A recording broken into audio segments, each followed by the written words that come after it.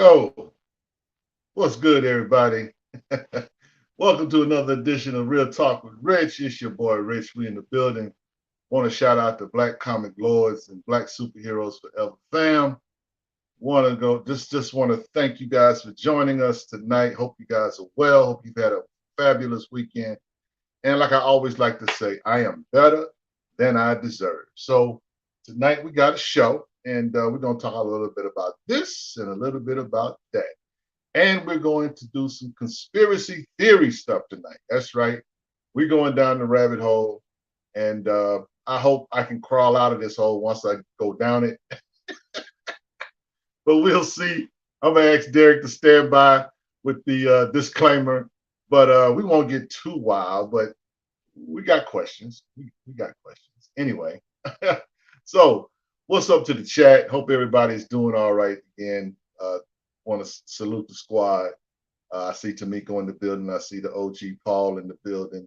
Got my man Dr. Wizard, Imperious Flex, Derek working the magic and the production side of things tonight. So yo, let's not delay the time. Let's get into this. First articles, a CBR article. Marvel's Al Ewing teases X-Men's upcoming Genesis War and Fall of X. Now, I understand some of you guys are not X-Men guys, but if you happen to be, we just got a book that just came out, The Heralds of Apocalypse. This is a book that is basically about Apocalypse and Genesis. Now, you have to go back to Swords of X to kind of get some understanding of where this actual story is coming from. But in the article, Al Ewing, who's writing X-Men Red, he teased out something about what's going to happen in the Fall of X storyline. It says here within the release of this week's X-Men Before the Fall Heralds of Apocalypse #1, the X-Men get one step closer to their next and perhaps last crossover event, Fall of X.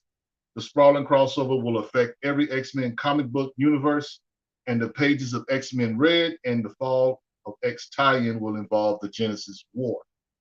So you may ask yourself, why am I talking about this? First of all, we know that Apocalypse is black. And if you've been reading this, or you read this book, or if you are familiar with X-Men Red, then you know that Genesis is black. So for that reason, our girl, the Hadari Yao, the queen, the goddess, the storm, the wind rider, Storm is involved. But in this particular story, it says here that Apocalypse and Genesis have returned following the events of the X of Swords crossover, and that means bad news for the mutants of Araco. Al Ewing discussed the future Genesis War with Marvel.com and revealed some fascinating insights into what Storm and the X-Men are about to face. Now, I need you to understand how they phrased that in this article. They said Storm and the X-Men. That's right, your girl Storm, she kind of a big deal right now. So y'all better salute the queen. I don't know what's going on in that limited series Storm book, but in the X-Men universe, that's the girl. That girl she's a bad woman, and she's doing a thing. So we want to just appreciate all the publicity and all the pub that Storm has been getting. It's well deserved. So anyway, it says here, when asked about how Apocalypse and Genesis have changed since we last saw them, Ewing had a fascinating explanation that the real key was how they have changed before that point, noting, that between parting thousands of years ago and their meeting again in X of Swords, both went through a lot and the other didn't see. And that's key because in this particular issue of the book, the Heralds of Apocalypse, they get together. It's been thousands of years since they've seen each other. They're husband and wife. They gave birth to the four horsemen of the apocalypse. But time is it seems as if that time has kind of mellowed out Apocalypse. He's got a different mindset, if you will. And Genesis thinks he's gotten soft. Now, don't get it twisted. Apocalypse still that dude. Apocalypse still gets brutal when he needs to. Is he changed? Perhaps. Will this story change him, or will we see that brutal side of Apocalypse from the past? I don't know. But I do know that Storm and Genesis are going to get into it. We know that much.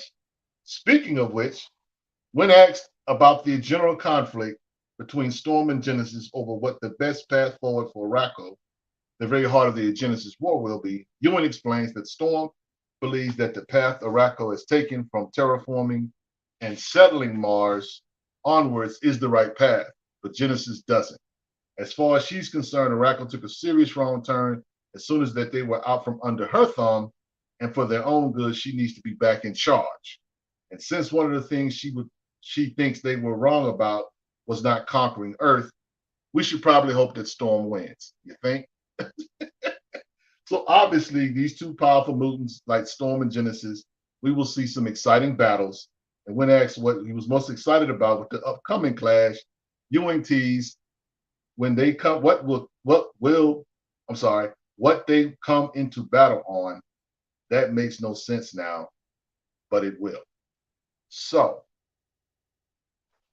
as my man from Showtime would say, let's get ready to rumble. So yes, Storm and Genesis are going to clash head on. That's going to be fun. That's going to be fun. So yo, I don't know where you guys are in terms of the X-Men and your reading or whatever. I recommend you go back, get the last few issues of X-Men Red. Matter of fact, just go and pick up, if you have not ever read X of Swords, you should go get the trade, pick up a few floppies or whatever if you can, but go get caught up on this story because it's pretty dope. It's one of the highlights of the X-Men universe. Everything that's X-Men putting out is not that good, but X-Men Red has been excellent.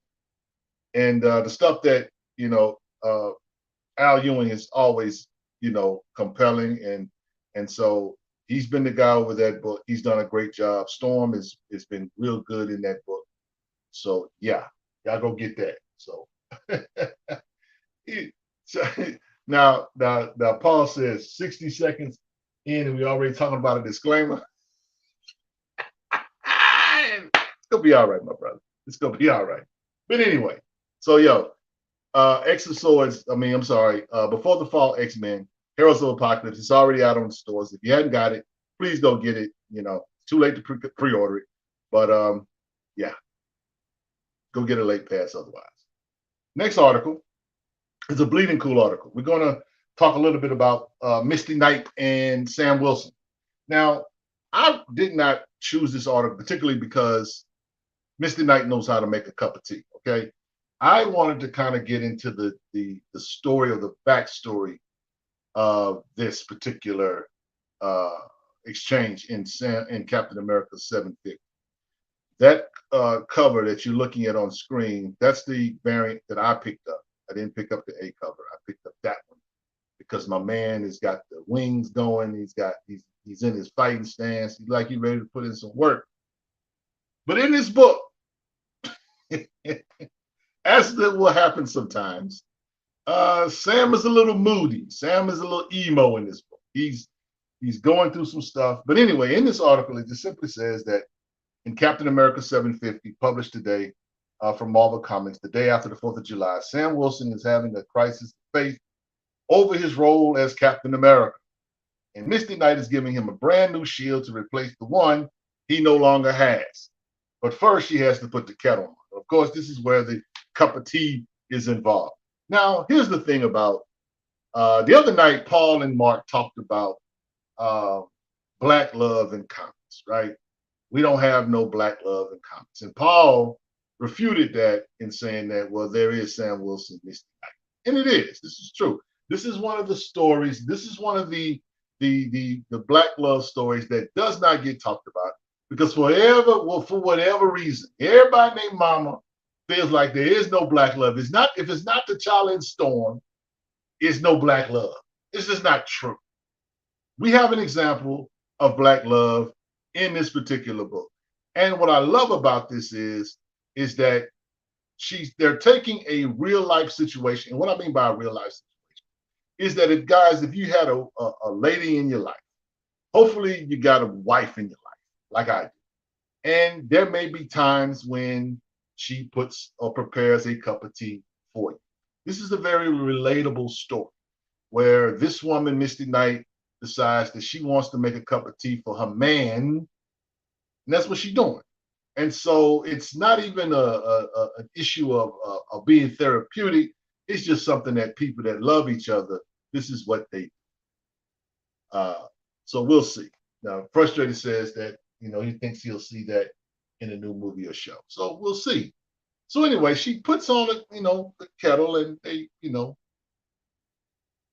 water's got to, heat up and that kind of thing. So while the water is being heated up or whatever, they begin to have this conversation, right? So, in America, famously, electric kettles don't get the voltage boiled properly. So a hob kettle, old school, it has to be, which is what that is. You know what I'm saying? This is something I thought that was kind of funny, because I'm like, do they still even sell those in stores? I guess they do. But yeah, you know what I'm saying? The kettle that whistles or whatever, you really can't beat that. That's a throwback. Yes. Let's see.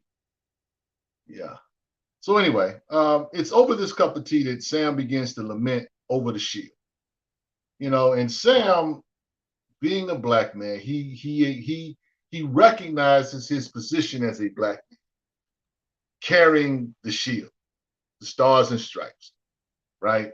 But what Misty is trying to get him to understand is that a great investment has been made for him to carry the shield.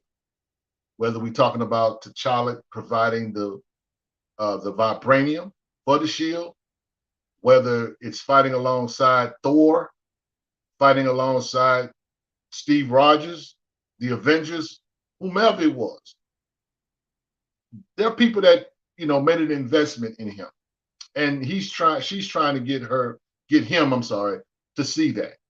But here's the thing with Sam. Sam is like, yeah, Misty, I know that's cool and all or whatever, but I just do not want to lose it again. Because it's one thing to be said about when you attain a certain status in life or whatever, and to lose it, which is kind of what has happened to Sam. Whether you go back to the, Sam Wilson, Captain America run, the first one, or, in this situation now. And so there's this new shield that they prepared for him to wear or to use. And so now he's looking at it like he's not necessarily sure that he wants to take the shield. And so Misty's kind of giving him a little bit of love, but she's also giving some tough love as well, which is what he needs. He needs to be balanced out. Can't be tripping over what people think, because that's the thing about Sam. He cares too much about what people think. He doesn't take enough counsel for himself as to how he feels personally about the shield. He says to her that he doesn't want to lose it again. And I get that, because, nobody wants to suit up for battle to lose and then have to suit up for battle again. So it's almost like I just quit. But you cannot win if you do not fight, ladies and gentlemen. You got to do that. You got to fight. So Sam, you might be tripping. They put you in the Stars and Stripes. I think you should be Falcon. But if you're going to be Captain America, be the best Captain America you can be, and carry that mantle like you're supposed to carry it, showing people that not only that you're worthy of it, but that you deserve it.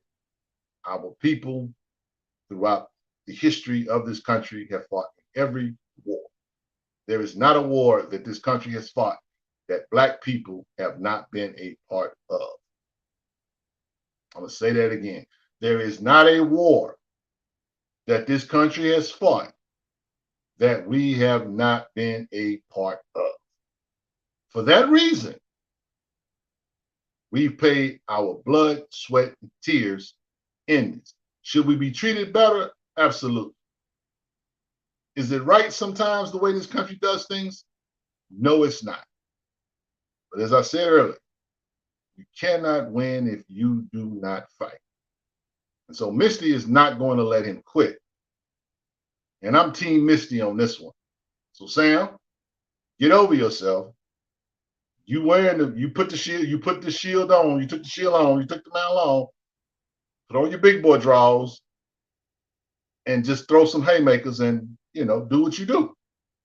Everything else will take care of itself. But anyway, issue 750 is a great issue. It's a couple of stories in this book I think you'll enjoy. So yeah, a lot of it's heavy on the Sam Wilson side. So going forward, you know what I'm saying? Those of you that don't like Sam Wilson in the Stars and Stripes, I'm sorry, you're going to get a healthy dose of it. Whether it be the Avengers or whether it be his own title at some point, or whether he's working with Steve Rogers and Captain America. Sam is wearing the shit. So it is what it is. So that's how that goes. But anyway, at this point, you see that cover, that's cover A, I want to say. And that's a beautiful cover, but I bought the icon cover. And while I got love for Steve Rogers, I just didn't want him in my. I got enough Captain America, Steve Rogers books in my collection, with Falcon on the cover. Not that many with both of them on the cover though. And it's interesting too because in one of the stories they allude to the United States of Captain America storyline, which is like 5 issues. Wasn't the best, but wasn't completely terrible either. So yeah, Tamiko says she'll get the B cover. Yeah, that's what's up. The X Gala cover though. You know what? I'm not here for any of the Hellfire Gala. Yeah, no. Somebody call GQ.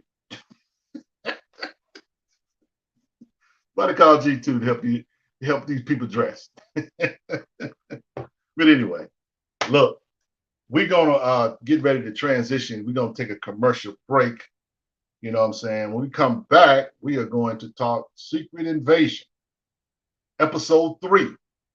And as we talk about Secret Invasion episode 3, after we talk a little bit about the episode, we're going to go down the rabbit hole when it comes to Secret Invasion as a story. I might be on something, or I might be on to something. We're going to find out. But right now, go get yourself a snack, get you some drink. We'll be right back in a minute.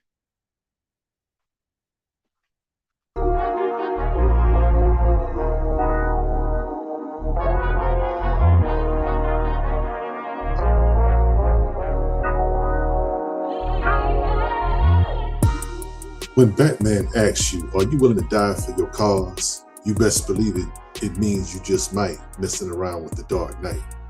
But there's a darker knight on the scene named Orpheus. This Rich recommends is Batman Orpheus Rising. It is a 5-issue miniseries written by Alex Simmons and drawn by Dwayne Turner. Gavin King, aka Orpheus, meets Batman while investigating a series of cops dying by way of homicide. And get this, they think they are racially motivated. Ain't that a switch? Nevertheless, all these homicides are going down, and it seems as if these cops were no man's land veterans. Check that run out too. Either way, Orpheus goes to the Hill, the place that Batman rarely goes to confront a gang called the Deacons. In fact, you should go check out Batman the Hill for that revelation. Anyway, Batman being Batman, doesn't care for vigilantes in his city that he didn't or doesn't train. The nerve. But Orpheus is just trying to give black children a black superhero. How you love that? They work it out, of course, and save the day. Side note, Orpheus does die for his cause in another tale, Batman War Games. If you like this video, please like, share, and subscribe to our YouTube channel. Until next time, peace.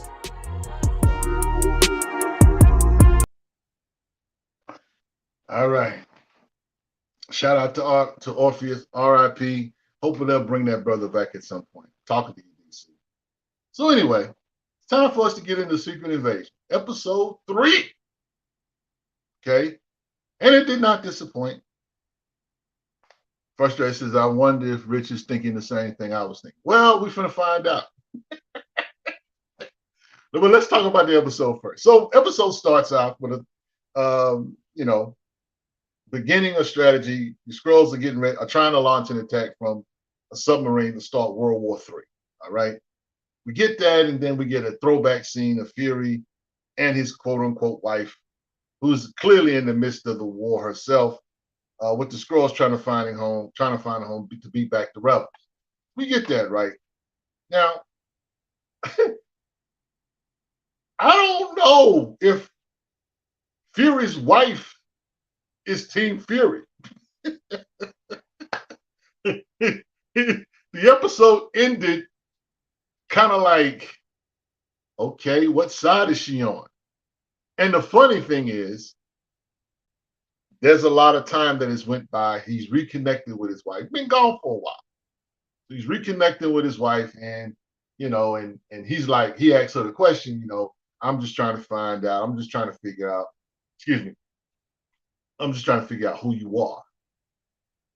What kind of person you are at this point. And she has a right to feel some type of way because he was gone. He was gone a while. He lost her to the blip. He was gone then. She grieved him over then. Then when he came back or whatever, what I'm saying, he took off and went to space. Like, come on, bruh. What are you doing? You know what I'm saying? So Nick Fury is having the time of his life. This is the most, I would say, human Nick Fury depiction we've seen of him. He's an old man, and he ain't no closer to winning the war. Because Gravik about that life, Gravik is not playing. Gravik wants the world to burn so that the Skrulls can take over. We'll see where it goes. We'll see where it goes. But yeah, we got 3 more issues, or 3 more episodes. I'm sorry, 3 more episodes, and we don't know which way this thing's gonna go. Suffice to say that it's very entertaining. I know a lot of people are poo-pooing it, whatever, but I'm gonna kind of get into why that is. One in One podcast is Secret Invasion has some of the best acting I've seen from the MCU in years. Well, you know what? All you got to do is give Samuel L. Jackson a pistol. Just tell, you know what? I'm pretty sure. I'm not a director, but if I was a director and Samuel L. Jackson is in my movie, I'm gonna just give Samuel a pistol, and I'm gonna just tell him to threaten somebody.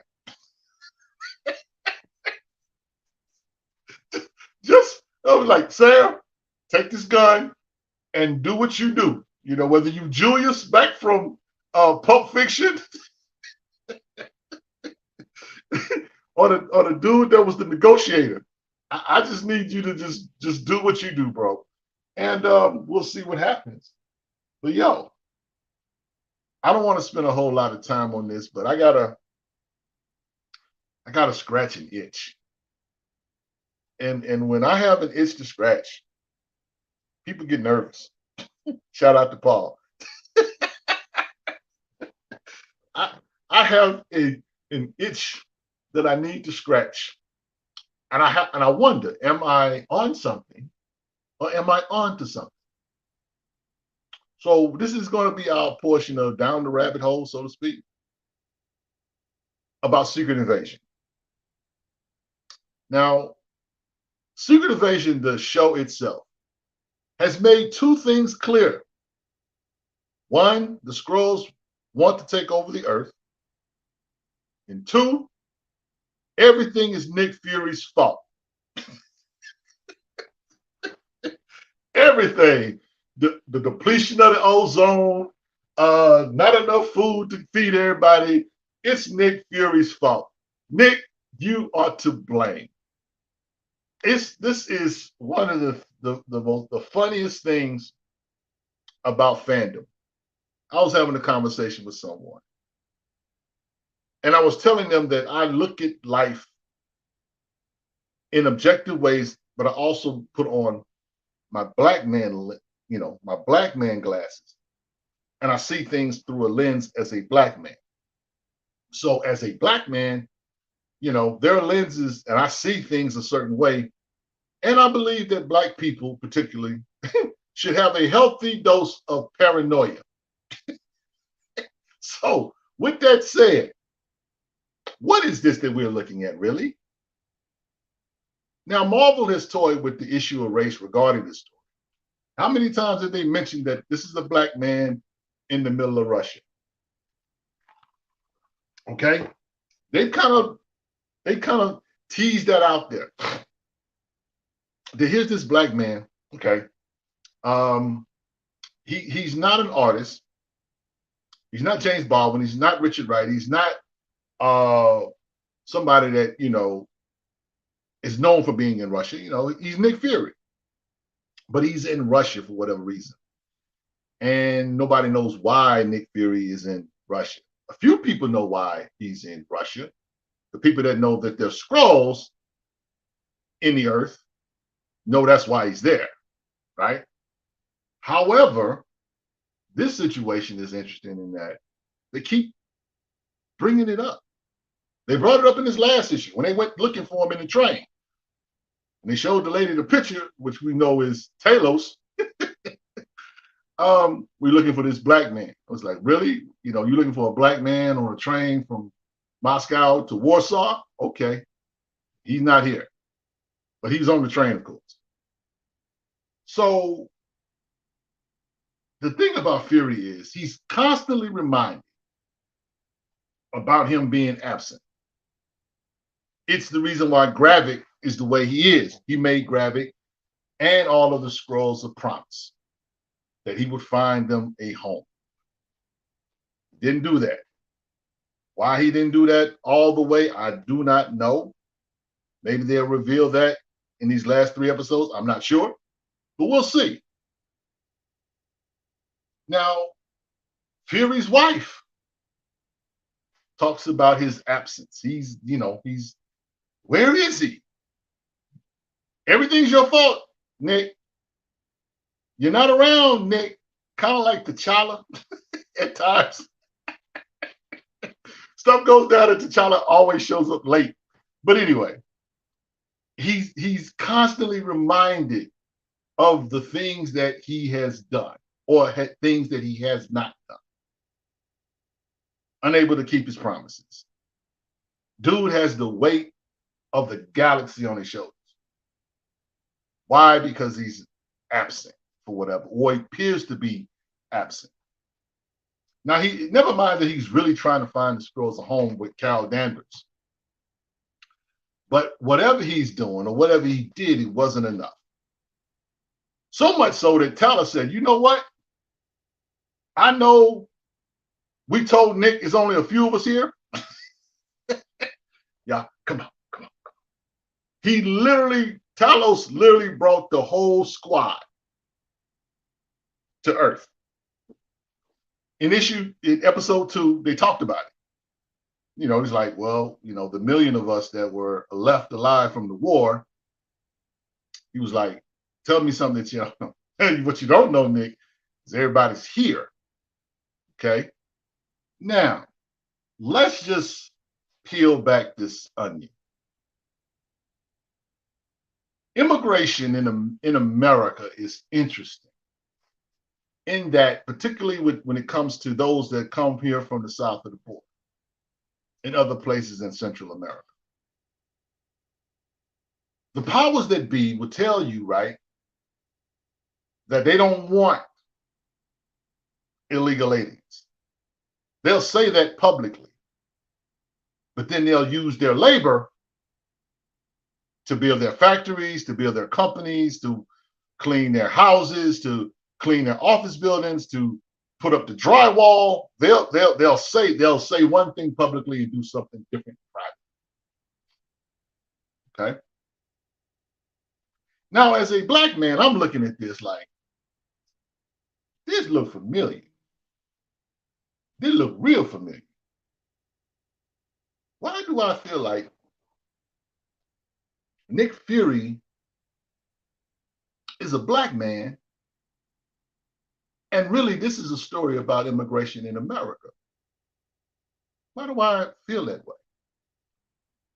If those of you know history or anything about it, that in the last 50 years, that America was very black, or should I say America was very white.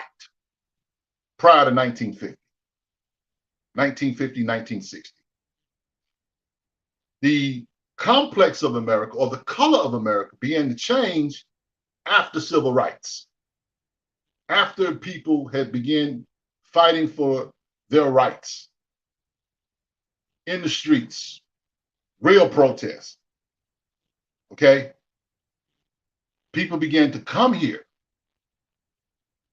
after the 60s because it had become, quote unquote, safe. Because before then, wasn't really that safe. So you have a lot of people that are here now that do not know the history of the country. See, the scrolls blame Fury for not helping enough. He's the reason they're on the planet in the first place. Now they turned on him. We got that same dynamic kind of playing out in America today. So I'm looking at this like, you're really dumping on the dude that has really saved the day. So the folk that you try to help are blaming you. The folk like Rhodes is blaming you. You know, you have no allies. He's not even sure that Talos is his ally. How many times have Black people have gone for bat for other immigrant groups, only to like not get that same love back? This country is full of Black people, whether they're from Jamaica, whether they're from Africa or whatever. And some of them, not all of them, but some of them have an issue with American-born Blacks. Like, you're here because of the struggle that our ancestors fought on your behalf. We fought for you to get here. And your thought is, I'm going to dismiss, trash you, don't regard you as heroes. This is what Nick Fury is kind of dealing with. Now, I know this is a comic book story or whatever, but we're talking about Secret Invasion. It's really a story about immigration. I'm just saying. I'm just saying. Like I say, I believe Black people should have a healthy dose of paranoia. So when I see this, I'm like, this looks a little too familiar. Because here's the thing, Nick Fury gets blamed for everything. We get blamed for the crime, we get blamed for the economics, we get blamed for everything that goes on in America. Everything. The reason why I know that is because when politicians want to do policy, we are the petri dish. We are the crash test dummies that they look at. We're the people that they weigh, that whether it's talking about being tough on crime, whether we're talking about policy. We just lost 3 big things in the last 2-3 years that are major for our children and our children's children. I don't think people recognize and realize how jacked up this is going to be going forward. Whether we're talking about affirmative action, whether we're talking about some of the situation with voting rights, whether we're talking about the overturn of Roe v. Wade, all of this.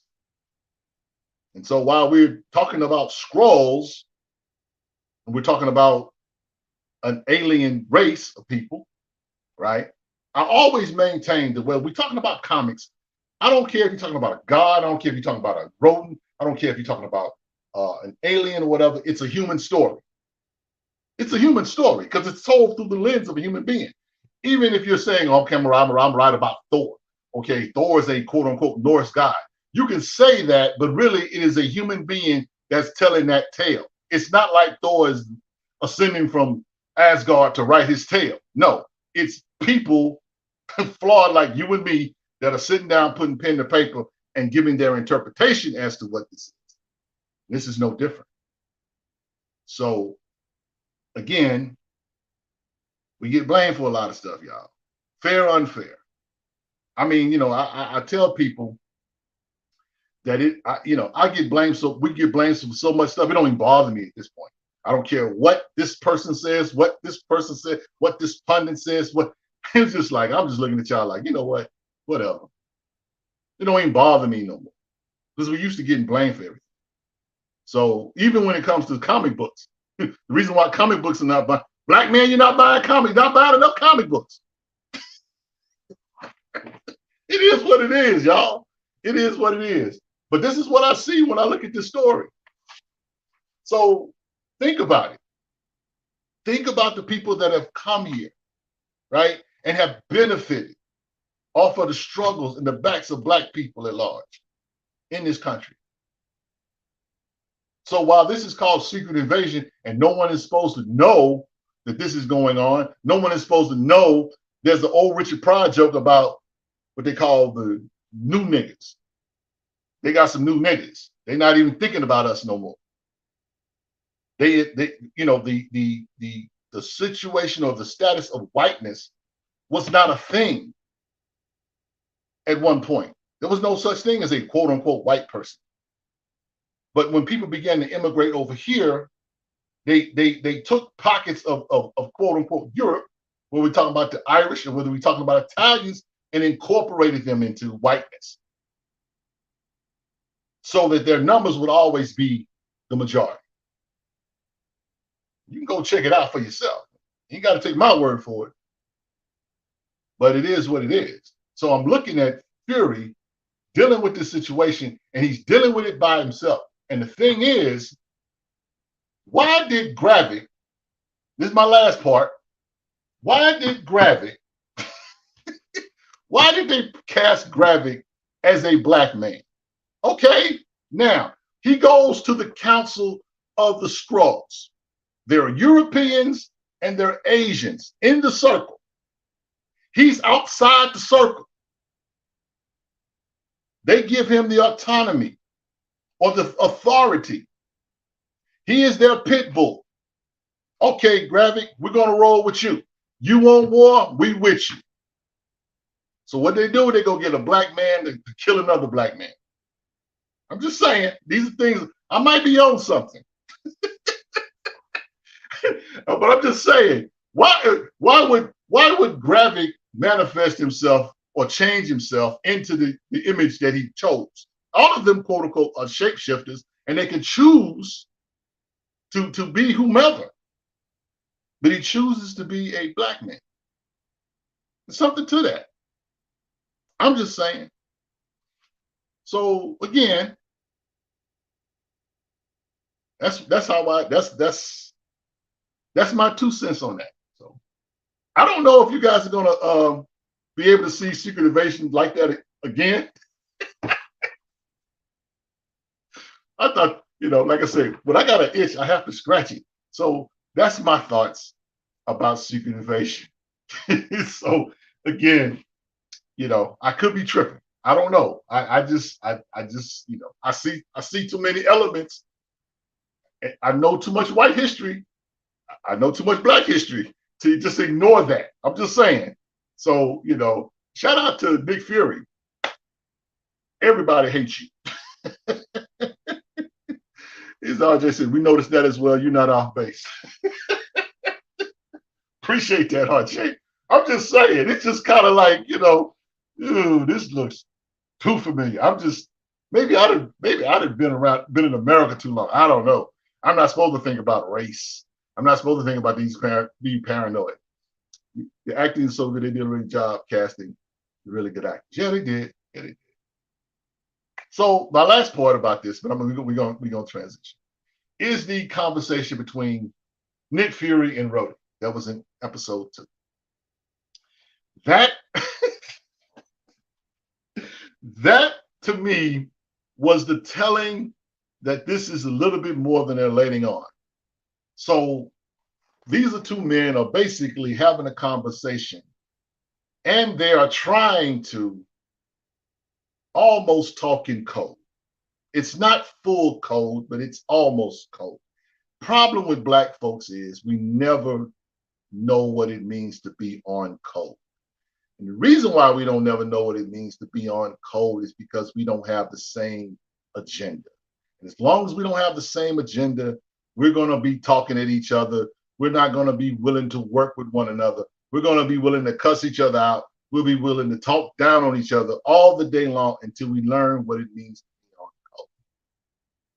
And all of us are guilty of this, unfortunately.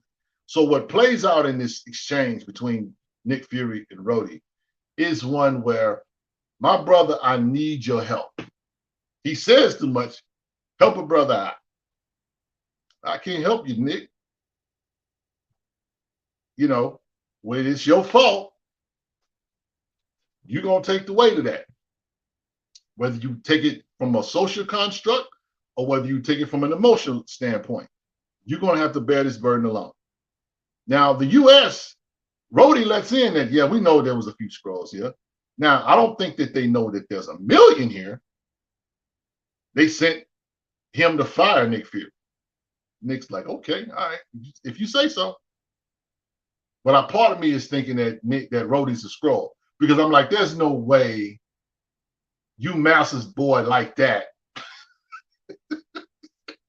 You know what I'm saying? At some point, there has to be a part of in the scene of the movie is like, nigga, talk to me straight.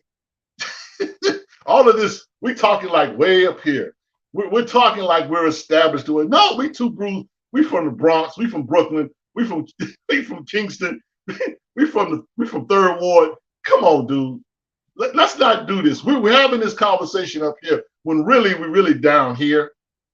So, you know, again, I think that's for the bourgeoisie that exists among Black people that show us and things like, okay, see, if these guys can make it, what's your excuse? But again, like I said,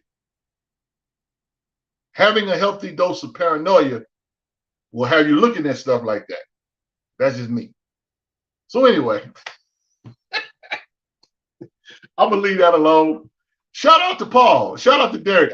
He didn't have to put the disclaimer on me. We got through that all right.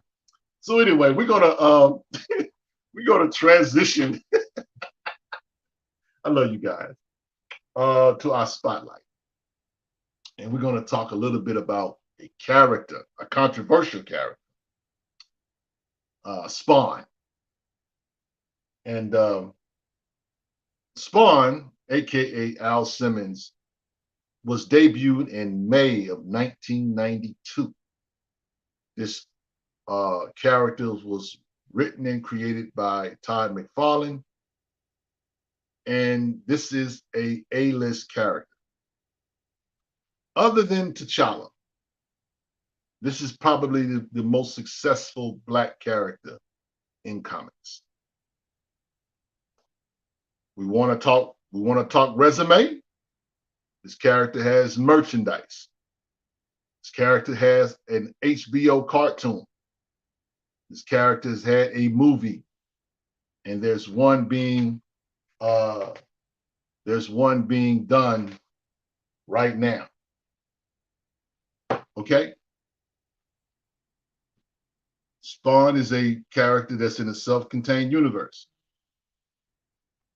Okay.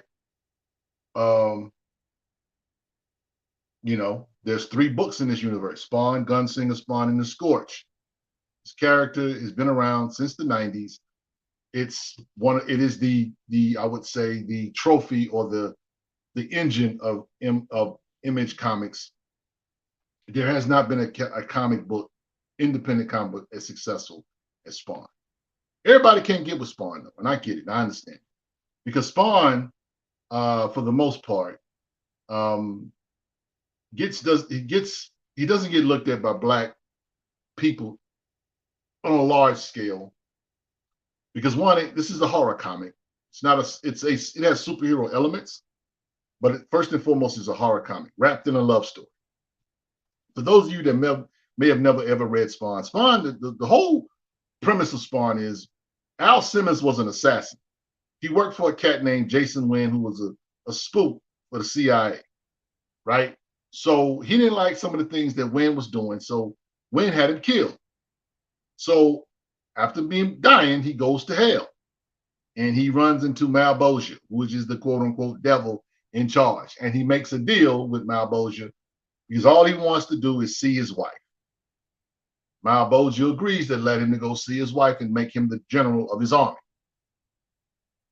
Problem is, he kept him in darkness for 5 years. So when Spawn comes back to Earth, It's 5 years later. His best friend, Terry Fitzgerald, has married his woman, and they have a child named Cyan.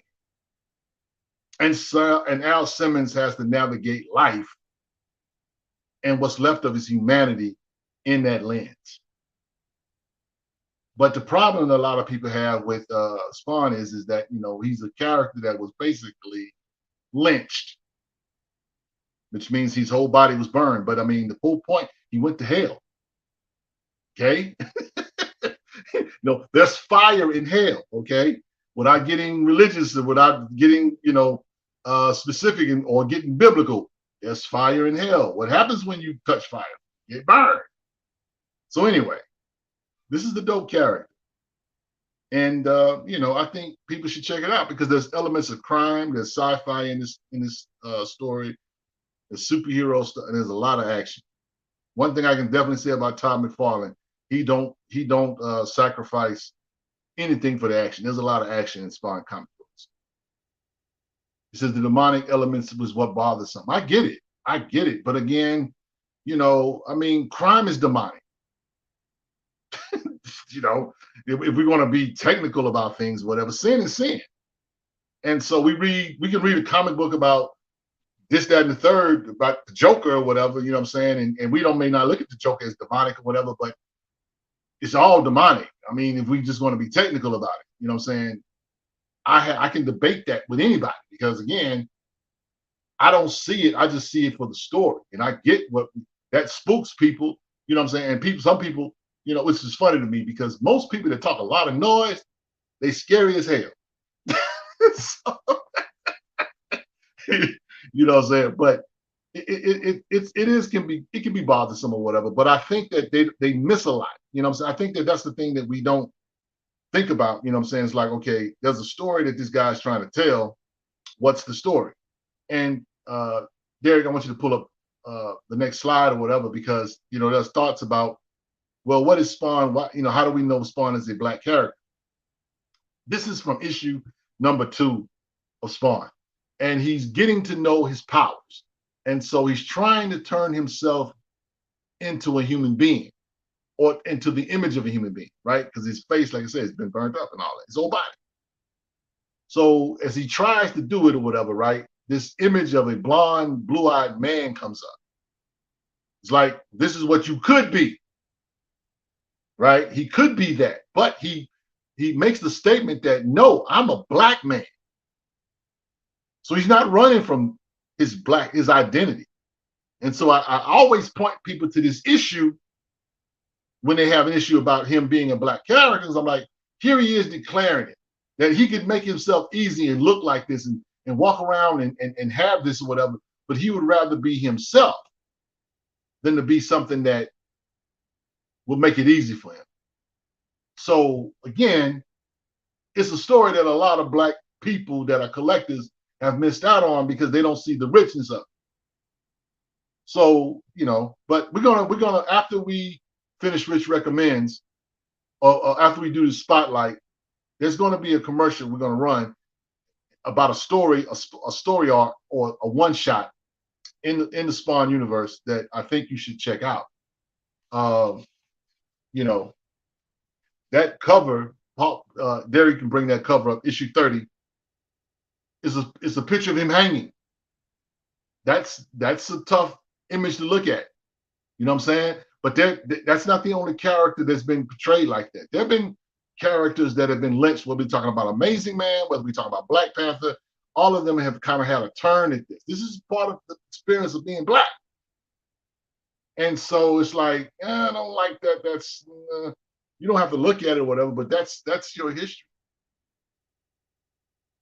And so again, it's one of those things, but it is what it is. But what you need to know about this character is that it's one of the longest consecutive books running. It says this part of the book is what really got me into collecting Spawn. Yeah. And this is one of the longest comic books running. It's right at 344 issues right now. It's incredible. Seacoast, the longest running U.S. indie title of all time. Gold Digger second. Created by a black man. Absolutely. Absolutely. And we know that Spawn is going to be featured in a crossover with Philadelphia in October. I am so looking forward to that. That is going to be amazing. Shout out to Rodney Bones. Our next recommendation, though, is a graphic novel. That's Spawn 344. That's the most current book that's out right now. But that thing has been going over 340 issues. Okay, that's amazing for an independent title. But our next book is a graphic novel called Birth of a Nation. Now, this book came out, I think, in 2005. Now, this is an all-star squad for this book. Aaron Magruder and Reginald Hudlin did the writing work, and Kyle Baker did the illustration. Shout out to Black Comics Universe. I did a review of this book for them. And this is a funny book, man. This is a very, very funny book. This is a book about a politician who decides one day, it's like, you know what, we're tired of things being the way, so we're going to create our own nation. And they call the nation Black Land. Okay, that's the name of the nation. The name of the nation is Black Land. And the national anthem is the Good Times, the Good Times jingle. I mean, this is a funny book. I love this book. This book should be in every collection. Every Black collector should have this book in their collection. It is hilarious. It is funny. It has elements of what life is like in the hood. It has elements of what life would be like if we really got reparations and really was trying to do something significant. They kind of play into all of that stuff, man. It makes for a funny story. It is a very warm-hearted story. You will enjoy it. Now, I will tell you, it's an adult book, okay? Now, which it's not going to be no nudity and things like that. But they get pretty raw in this book, and the humor is hilarious. It's Aaron Magruder, okay? That's the guy that did Boondocks. So it is what it is. But, man, I'm telling you, you should have this in your collection.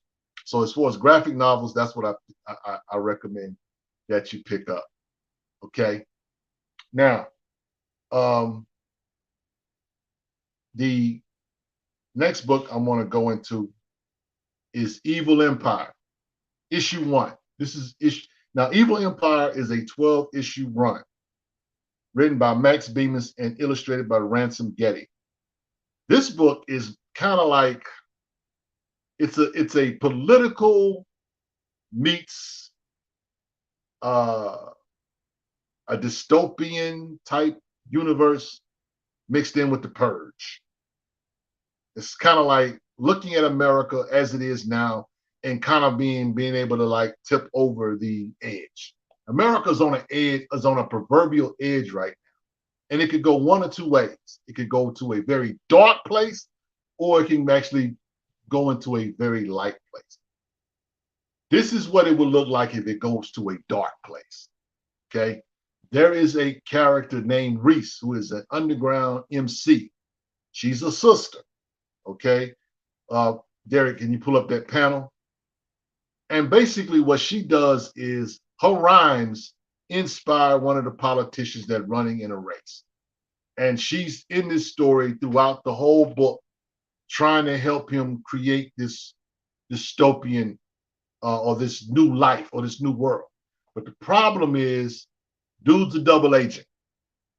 They kind of want the darkness, you know, and she's kind of like a Rage Against the Machine type chick where she, you know, is raging against the machine itself, and he's kind of like he's kind of inspired by her, but at the same time he has a dark agenda here. That's why the comic book is called Evil Empire. It's 12 issues. It's a pretty deep read. It's pretty violent, but I think it's an entertaining book nonetheless. And I just wanted to cover Rich Recommends issue 1 for that. So what we're going to do is we're going to go to commercial. Going back to Spawn, this Rich Recommends is from Spawn issue 30. It's going to give you a little bit about what that issue is about. And on the other side of that, we're going to come back with chat talk. So get you something to drink, check out this quick video, and we'll be right back.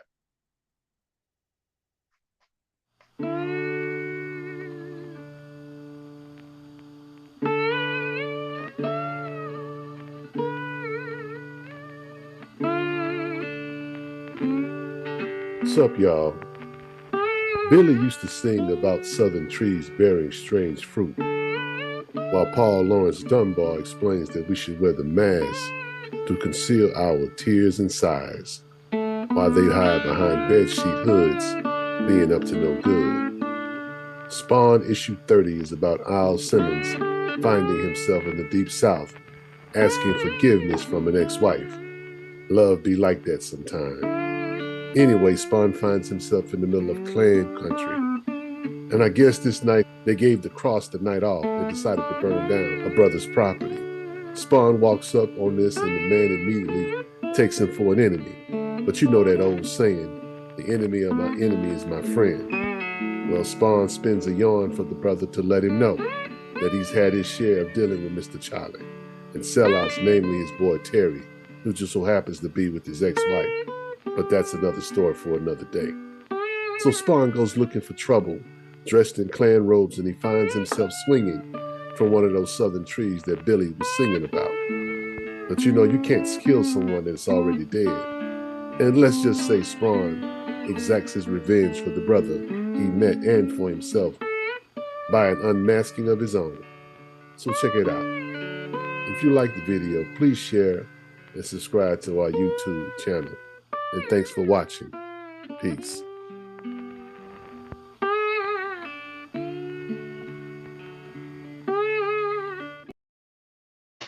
All right. Shout out to Spawn, issue 30. one of my favorite Spawn comic books. So we are right now getting it ready to talk to you guys. Chat talk. What's going on? What's on you guys' mind? What you guys think? What I talked about tonight? What's on your mind? What have you been reading? What's going on? You said, hold on, let me see that shirt. Yeah, this is Luke Cage, my brother. Yeah, this is Luke Cage.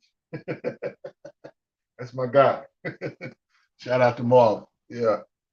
Shout out to Billy Graham, because that's basically Billy Graham's art. Yeah. Appreciate it. So anyway, it's chat talk time. So what's on you guys' mind? He says, Nick Fury is a strong black lead. No more crying about strong black leads because it's not the job. Y'all don't stop. Stop it. Stop it. Stop the madness. Stop the madness. Come on, bro. But yeah, I like Nick Fury as a character. You know, Samuel L. Jackson plays a good Nick Fury. And you know, when that dude wraps it up as Nick Fury as far as the MCU is concerned, man, that dude gonna be missed. We're getting more Samuel L. Jackson-esque type stuff from this particular Secret Invasion show, so I'm here for it. You know, I just love Samuel L. Jackson, man. That dude is amazing. So yeah, and he's playing a good Nick Fury. So we'll see how that goes in terms of the future of the Avengers and all that stuff. I don't even know if he's going to be involved. There is a Nick Fury book running out right now. So what are your thoughts on the Creed book, and should have they made it a show instead of a comic? Well, I think that, you know, first of all, excuse me, I enjoyed the first issue of Creed. That was a real good book. And Michael B. Jordan is a comic head. And so he's just diversifying his portfolio. He already has the movie. He already got the movie stuff on lock. You know what I'm saying? So it's like, what else can I do? He could do a show, like you said, that would be cool, but he really digs comics, which is why he's been trying to get a Valzad movie done. You know, I think he's going to have something to do with the Milestone stuff as well. But you know, his foray into comics, this is his first deal, so I like what he did. You know, like I said, he could have did a show, but you know, he clearly, this is clearly a passion project. He's made his bread on the movie set. He's got that covered. He's literally done the thing in reverse. You know, some people do a comic book to try to one day get to a movie. No, this dude says, you know what? I already did the movie, so now let me make a comic book. So yeah, and you know, again, the hardcore Creed fans are gonna rock with it. Comic heads are gonna rock with it. Boxing fans are gonna rock with it. I mean, there's a lot of different, demographics he hit just because he chose to do it that way. So yeah, I enjoy it. I thought Creed was dope.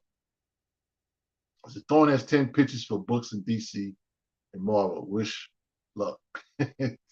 Shout out to Jeffrey Thorne. I mean, look, I enjoyed his Green Lantern stuff. One of the things for me, I want a cat like Jeffrey Thorne. I really want him to have his own IP. I want him to start thinking about his own thing, because I think that when we get a guy like that to come in and do a Marvel or DC book, he gets a look, right? But he doesn't get the look that he probably deserves. So it's like, you know what? I can keep my characters, I can keep the IP, I can keep the stories, I can do what I want when it's my stuff. It's cool that he's able to get that kind of thing, but when you're messing with Marvel and DC or whatever, it's usually work for hire stuff, which means that these guys don't own the books or they don't own the characters, and it's sad because I look at Kevin Greavy as an example of that. Kevin Greavy created one of the most dopest Marvel characters, Blue Marvel. And they have done that character a disservice. And because Kevin Greavy created that character, we know he got crazy stories that he could do, or he may perhaps want to do, but it's not even in his best interest to do it because he doesn't own the books. And for me, it's like the days of me just championing Marvel and DC stuff are over, only because I just see that there's more value in doing it yourself. You know what I'm saying? We can hate on Eric July all day long. You can be upset that dude was able to sell that many graphic novels of ISO, but we can't do nothing but respect the hustle. We can't do nothing but respect what he was able to do. He accomplished something that most of these creators that are out here in these internet streets and in these comic book cons wish they could do. He did his thing. Since Mr. Thorne does have his own IP. Yes, he does. He talked to us about it. We did the interview with him and he talked to us about it. The Winterman Project. There you go. He talked to us about it. But it's like he clearly is a comic head and wants to do stuff in the comic book space for the big two. But he got his own stuff. I just want him to focus on his own stuff because, I think he should be still writing Green Lantern. But they took him off the book. They gave him a Future State book. They gave him a 12-issue Green Lantern book that wasn't just John Stewart. It had the other Green Lanterns in it. He wrote the Green Lantern Emerald Knight one-shot, and that was it. It was a wrap. They didn't want him doing anything else. Will they call him back to do more? I don't know. Maybe one day. But we'll see. We'll see. 1-100 Podcast says, have you heard anything about Bitterroot? David F. Walker's writing about apes. Chuck is writing about lions. And no disrespect, those stories can't compare to Bitterroot. Get back to it. Look, first of all, let me just say this. Shout out to David Walker, because that Planet of the Apes book is pretty good. It's pretty good. Listen, I am a Planet of the Apes guy. I like the story of the Planet of the Apes.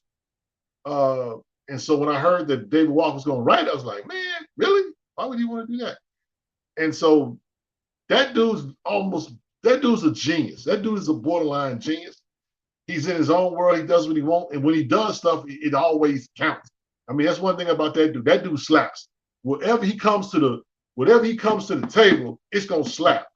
Somebody tell me a whack David Walker comic book. I'll wait. Now, Chuck Brown is doing his thing on Star. That's a pretty good book too. For him to be doing a Disney character that's kind of really geared toward young kids or whatever, that's pretty good. Shout out to them. They need to get back to Bitterroot, like you say. But again, it's one of those things where they probably getting a little bit more bread. You know what I'm saying? When they together, they Voltron. Right now, they're getting this independent money. So shout out to them dudes, man. Shout out to them dudes. We didn't think this. Listen, Nobody thought David Walker was going to go back to Marvel. People thought that David Walker was done with Marvel. And he was. He had left Marvel for a while. But it is what it is. I mean, he came back, you know what I'm saying? The numbers was probably right for it. He probably really was somebody that enjoys the lore. I think you have to really, to want to do that. It's not like this dude is hurting for work. And that's a guy that has his own IP, that has his own thing going on, and still able to do those kind of things. He said, yeah, I'm not saying that they're bad books, but Bitterroot is Eisner. Yeah, you're right. You're right. I mean, they're going to probably get back to it, bro. But I mean, they probably are in the production stages or pre-production stages of the show itself. Because you got to remember that when they tapped Regina King to be the producer or the director of the show, right? She lost her son. So that probably naturally put things back. And of course, there is a writer's strike going on. And how that affects David Walker and all that much, I'm not sure, because they're not tied to the Writers Guild. But those dudes are able, like David Walker, to write, on that level. So they may that may be holding that part up as well. So we have to consider that too, while we haven't gotten any more Bitterroot. You know what I'm saying? I said the same thing about Excellence or whatever. I don't even know if Excellence is ever coming back, but that's just how that goes. Bison for Life says, I've spoken with several Black comic creators to look at selling at HBCU homecomings, large events like the CIAA tournament and the Bayou Classic. You know what, Bison? I'm gonna tell you, man. When they used to have what they call the Black Expo. For some reason, they don't do that no more. But the Black Expo was how the guys that did, Big City Comics, Brother Man, Dictator of Discipline. That book was bought. They sold that book at Black Expo, and those people or those comic heads were surrounded by people doing business on different levels, but they were there. And it was like, you know what, man, let me grab it. Let me cop this while I'm here. And they sold a bunch of books like that. That's a good idea. That's a good idea. And they probably would do pretty well at those events. One thing about it is they're going to have to start thinking out the box if they're going to want this thing to continue to go, because the way this thing is going and the way it's moving toward trades, and it's getting away from floppies. And so gone are going to be the days of you selling me a 30-page, $10 comic. Now you're going to have to up the ante and spend more money for more content, because that's where the industry is leaning into. And, they can think outside the box and do things like that. I think they will fare well, especially in the South. You know what I'm saying? When we have all of those classics, they all kind of like follow one another too. Bayou Classic, the Labor Day Classic. There's several classics that you could do, a lot of work at.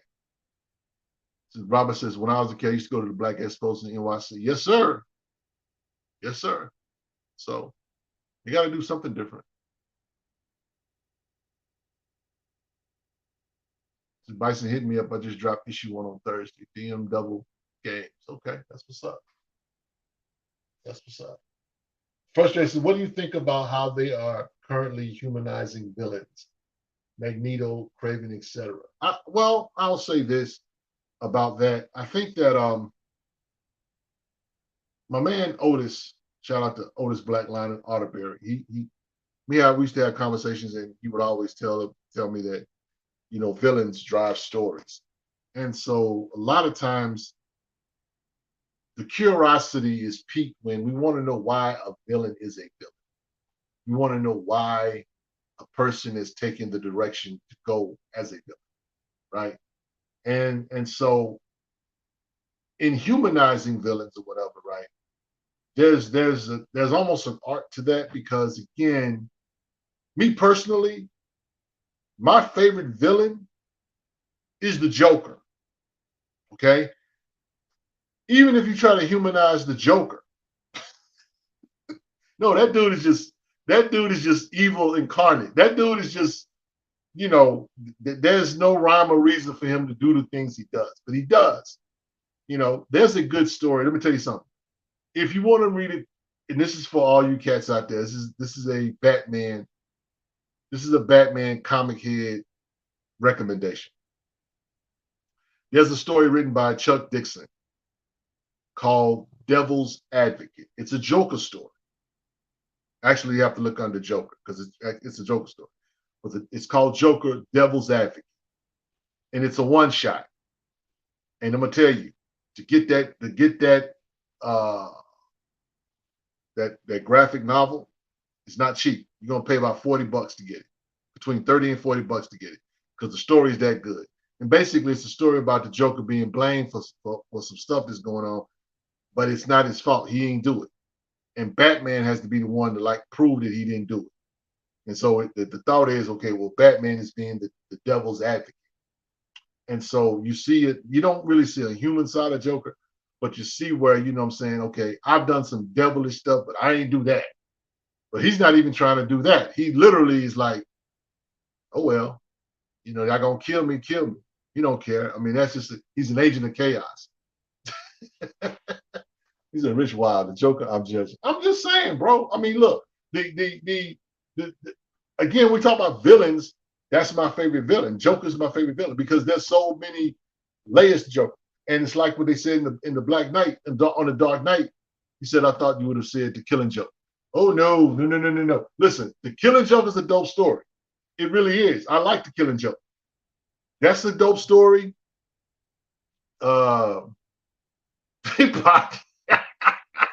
that part of me. But I'm telling you, Chuck Dixon wrote a dope story. It's called The Devil's Advocate. That's a bad story, bro. Now, there's another story. Some of y'all may have seen the animated story, but one of the things I put a mirror on was The Long Halloween. Joker's in that, but that's not he's not the main guy in that story, but he's in the story. He's like, hey, this dude is trying to steal my shine. So he's trying to kill the people, or he's trying to get to the people that are actually doing the dirt. That's how wild Joker is. So anyway, let me get back to the original thought to answer the question. So when they take opportunities to make villains crime or foray into crime make sense, it allows us to sympathize or empathize, or it's like the old Rolling Stone song, "Sympathy for the Devil Goes." It's like, okay, you're this way because this happened to you, right? Or you're this way because that happened to you. Now, all of us have had, I'm not going to say all of us, but a lot of us have had dark things happen to us. And there are things that we could really lean into that will make us a savage. But there's also a part of us that says, no, I'm not going to do what was done to me. So I want to be more heroic than quote unquote demonic, if that makes any sense. I don't want to be evil. I want to be good. And so, I mean, I think it's cool. But it's comics. The thing about comics is comics are supposed to like be fantastical. They're supposed to kind of be zany. They're supposed to be kind of, you know, an exaggeration of real life. And so the what's the word I'm looking for? The what has gone on in comics in the last 20 years, 20, 30 years.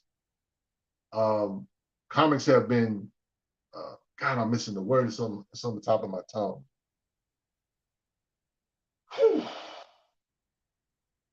Not description, but not decomposition, but the deconstruction. I'm sorry. The deconstruction of comic books and comic book characters, whether we're talking about heroes or villains, has taken so much place where now you have things like The Boys that people like. You know, Garth Ennis hates superheroes, which is why he created The Boys. Marvel was like, yeah, you can have it, or DC was like, yeah, you can have it. You can go do it. He turned it into a Amazon show, and it's made him a lot of bread. But the deconstruction of comic book characters and and why people do what they do and how they do it. That's been going on a while. I don't always like it myself. I like my superheroes to be superheroes. I don't really like a whole lot of anti-hero stuff. I can read a Punisher every now and then, but I don't want everything to be in that vein.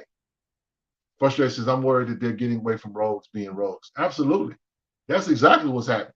That's exactly what is happening, which is why I like the Joker, because the Joker, there's no way to humanize the Joker. The Joker is just an agent of chaos. It's like what Alfred said to Batman in the Dark Knight movie. Some people just want to see the world burn. The Joker happens to be one of those characters. So,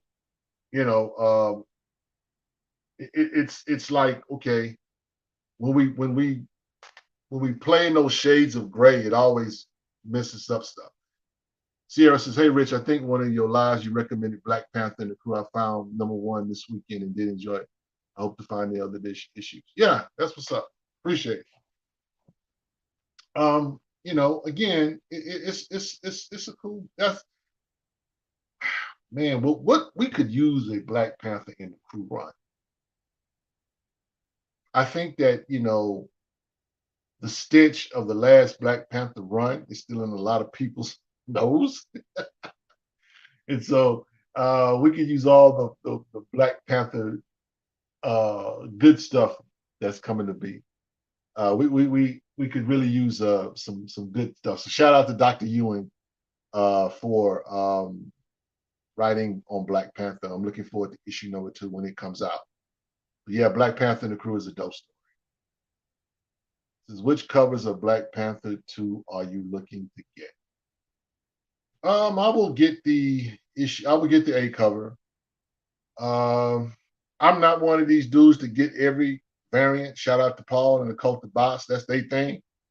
I might get, a variant. You know what I'm saying? I probably won't go as far as to get a 1 in 25.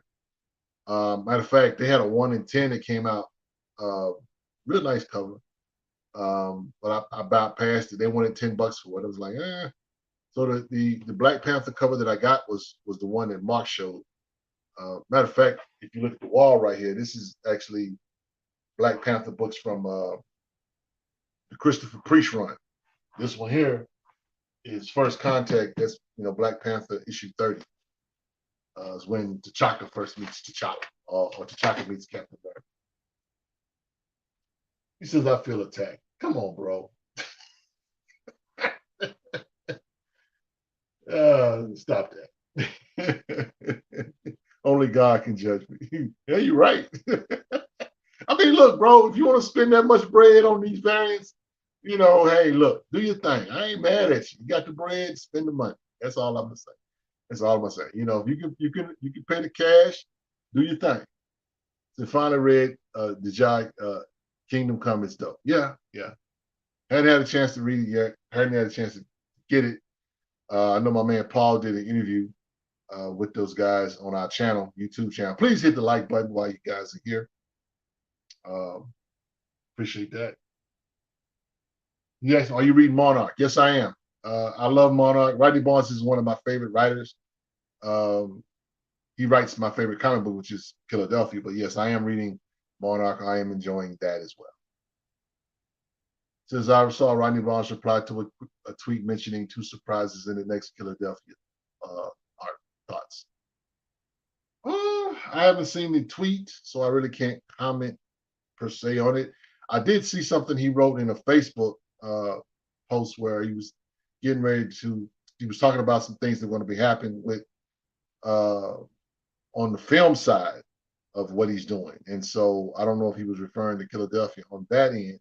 Though we do know he has chosen his father, the Sangster, the elder Sangster. He's already got the actor to do that. So we'll see what happens with that. But I'm not sure what's going to go on with the next art other than Spawn being in it. So I'm looking forward when it does come back in October as far as Philadelphia.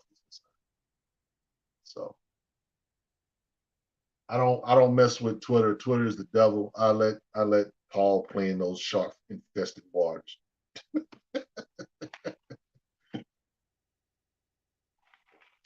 What else is up? You say, didn't Rich not like the Priest run? No, I did like the Priest run. I had issues with the last Ta-Nehisi Coates run. That's the one that had me puzzled. The last run that he did for Black Panther, Ta-Nehisi Coates, not Priest run. I'm a Priest guy. I'm not, again, I said about Priest that, he is a great writer, but he will miss from time to time on stuff. Big Win says, who did it better when it comes to Panther, Hudlin or Priest? Your opinion? Well,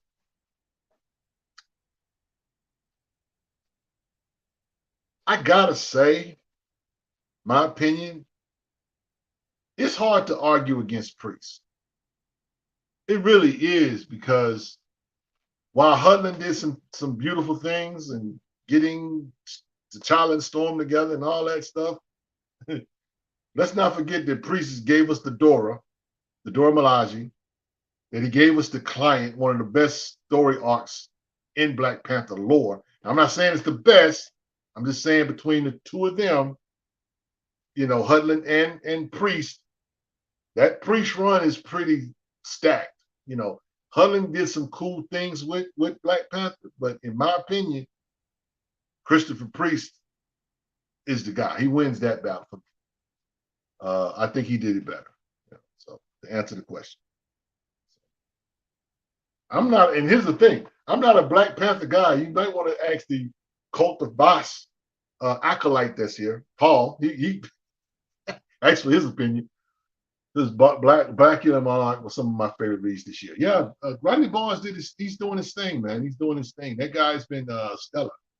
I enjoyed the Blackula book, and the thought is that at some point you may see Blackula and Spawn in Philadelphia books.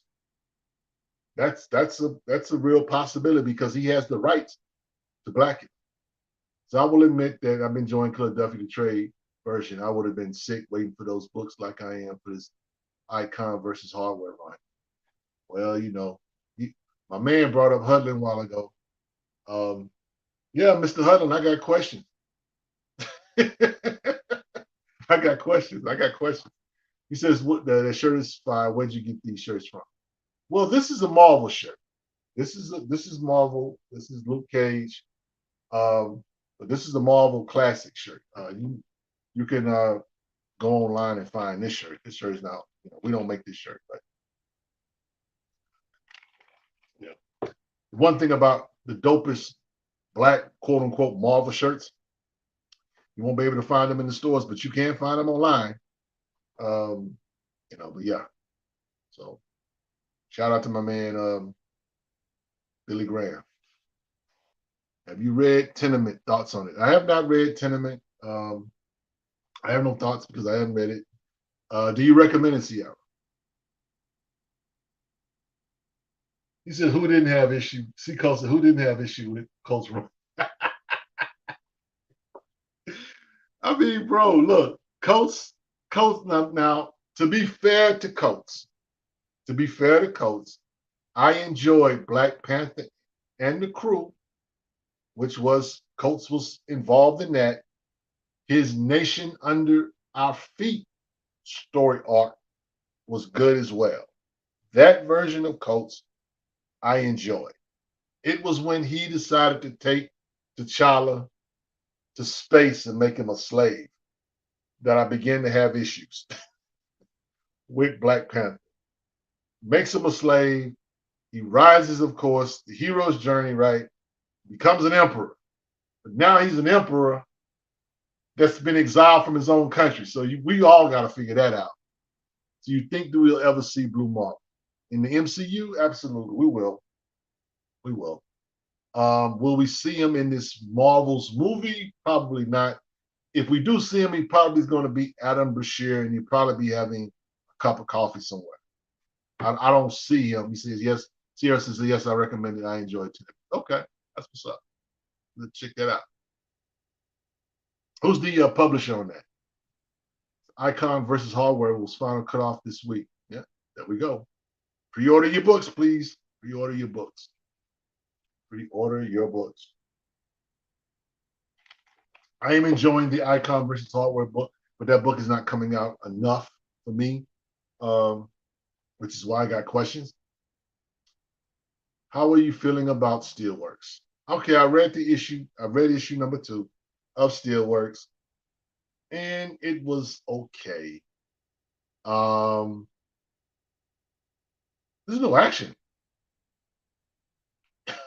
There's no action at all in this book. He's talking with the supers, telling them about his plans and things of that nature. But something tells me that Natasha Irons is going to be the star of this book, not necessarily John Henry Irons. I think Natasha Irons is going to be the star in this book. It's kind of setting up to be that way. It's giving me Tony Stark vibes. Thanks, Sierra. I appreciate that. It's giving me Tony Stark Iron Man vibes. So, but I'm just thinking that Natasha Irons is going to probably at some point be in the forefront of this book. It won't be a quote unquote Steel book, which is probably why they called it Steel Works versus just Steel. So I'm just kind of guessing on that. Yeah.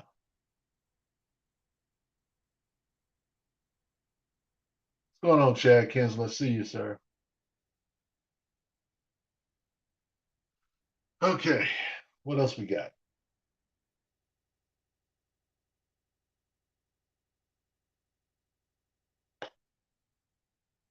Walker's also writing Victory for Dynamite. Yeah, I'm not buying Victory. I bought the first couple of issues of Sacred Six, which is also a Dynamite title that Christopher Priest was writing. I was not impressed, and so I dropped it. And so, from what I understand, Victory kind of plays in that same thing. And I know David Walker's writing it, right? But I just said I'm gonna bypass that. I'm just not interested. I'm just not enough intrigue for me for it. You know what I'm saying?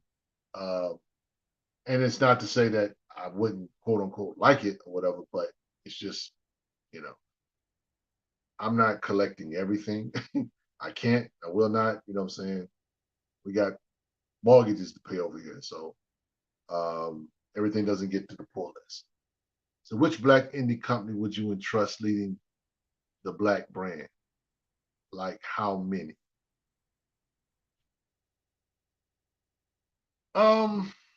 That's a hard one, man. And the reason why I say it's a hard one because we talk about Black companies, all of them offer something different.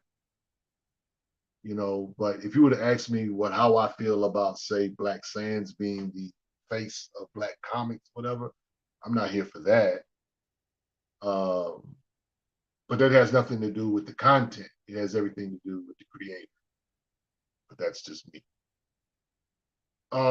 However, I will say this, that when it comes to, I like Lonzo Starr, I like Concrete Comics. I like Tony Kittrell.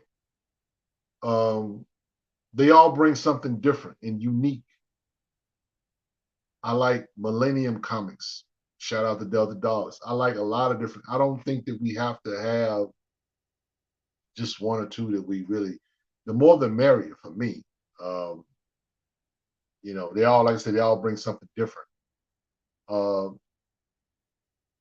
Advent Comics puts out some dope stuff. I don't like everything that they do, but they do have some good stuff over there as well. I like indies, but I don't co-sign everything that's in. Malcolm Kidd and the Perfect Song is another Black graphic novel coming out in August. It too, the FOC is this week. Please pre-order, please pre-order, please pre-order. It's important. Before the final cutoff date, I pre-ordered the Harriet Tubman and Demon Slayer. I'm looking forward to it. Well, I'm trying to get a pull list in at the comic shop in Houston, and I'm having to talk to my man about it because I was having some issues trying to get things done online. And I told him, I was like, man, he gets copies of that book every now and then. I was like, dude, I need you to like put me one aside. So something just clicked in my brain. Just bitch, get you a pull list. So I did that. So with the thought that when I go back to town, I have one waiting for me. So yeah, the first issue of Victory was not bad, but I can't wait for the rest of the run, and the covers are amazing. Yeah, I mean, it's and I mean, I'm listen, I don't fault cover buys. I there's some covers that I will buy just because if I like it, I like it. You know what I'm saying? But I'm at a point now where it's like I need some real content. Heads up, acolyte titles and regulators titles are in stores. Yes, that's. I mean, I'm gonna tell you that's a win for those guys that over there, man. Acolyte should do fairly well, I think, in the stores. Um, that's been one of the things as a comic head. It's so hard. It's like, man, it's just easier when you're able to see your book at a shop. Um, you can't get new readers just strictly by word of mouth because you're not going to touch everybody. Um, Godhood Comics, the guys that are doing the antagonist, that's been a pretty amazing book. Um, they hopefully at some point they will put those books in the stores or the graphic novels or whatever. So, yeah. So Neil Adams told me, don't write a black exclusive comic, make a comic with black characters. Best advice I got. I 100% believe that. I think that when, it's nothing wrong with writing a comic book with black characters in it. But if you sit down and say, I'm going to write a black comic book, what is that? I mean, what exactly is that? You know what I'm saying? And the sentiment is that, and I tell people this when it comes to giving people advice about what they should do. I would always tell people, your story should be first. What kind of story are you trying to tell? I don't care that your character's black. I don't care if your character's gay. I don't care if your character's binary or whatever. I got 50, 11 different pronouns. What kind of story are you trying to tell? Because if you tell a story and that's the only thing I know about your character, it's not a story. And so again, crafting good stories that takes you that have you have to tell a human story. You have to make me care about your characters, or at least if your character's not likable. Somebody asked me earlier about villains. If your villain is horrible, if he's disgusting, if she's like gangster, then I gotta be able to at least be able to say, man, I don't like that character. She's disgusting or he's disgusting, but I don't like that character. So shout out to DC for giving me a break this summer. I'm not reading those terror wars, whatever it's called. I read the first terror book, Night Terrors. I read the first book. There's a lot of different, tie-ins or whatever, and I'm not. And here's the thing too: if you're reading Batman, Batman is on hiatus for 2 months for this event, so there will be no Batman books to pick up. There will be Batman books to pick up, but it'll be Batman Night Terrors. It won't be Batman 137, 136. So I did pick up that book because I'm like, well, I'll check it out, and it was pretty cool. It was pretty cool. I'm not mad at it, whatever, but they're not gonna get me. The last crossover I did with them, I didn't. I went on and bought the books. The story was okay, but it was just not amazing or whatever. And so I'm just not in this anymore for okay books. I need your book to be fire. I need your crossover to be amazing. Other than that, I'm not jumping on that horse. He said, if I wanted to send in any book, how would I get it in your hands? Well, I mean, you could send it, send us an email, blackcomiclords@gmail.com. Just send us an email. We can correspond like that. blackcomiclords@gmail.com. We'll make the magic happen. So I'm waiting for Nita Hall's blog to return. That's my girl. Yeah, Nita Hall's is pretty amazing. That's a pretty amazing book. I listen. The last story is okay, but that first story arc was amazing. I was like, Rodney Barnes, that dude, that is incredible. I love that story about Holland Henry. That was amazing. The story with the Wraith, that was cool, but it was good. Man, that first story arc, that was pretty good. Antagonist is up for pre-order now, issues 1 and 2. Okay, that's what's up. So got those. Will be waiting. BP and Blade released the same week. Are you looking for Brian Hill direction? Yes, I am. I'm looking forward to it because, man, it's just good to have a Blade book in the store. Now, hopefully, Brian has him hacking up a lot of vampires and is chilling on the dialogue. I like a story that can be introspective, but it's Blade. Where's the vampires? Let's get busy.